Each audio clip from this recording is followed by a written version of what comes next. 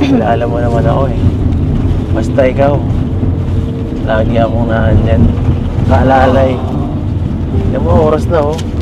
Kaya nga, salamat sa suporta palagi. Kaya lang.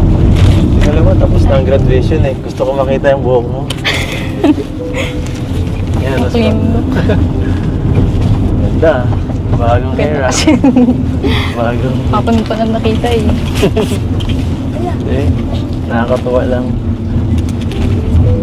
Mas bagay baga. Ano kung gumanda eh. Yan, ganyan lang. Kaya mo muna tayo dito bigyan ng oras ka sa akin ng konti at pag dun sa bahay nyo, wala na dun. Konti lang. Ay, ingat na dyan si Doc eh. Nahiwalay ng konti sila mama mo dyan.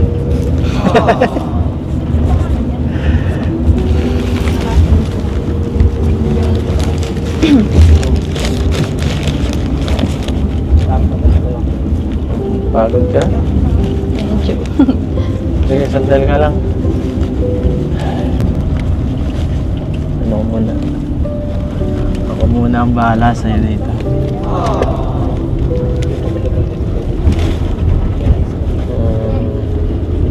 Sana mas matagal pa to.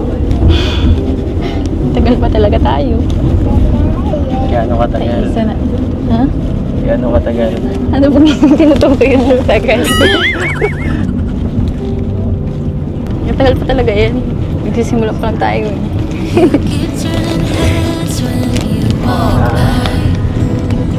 Wala pa lang na. Ang biyahe.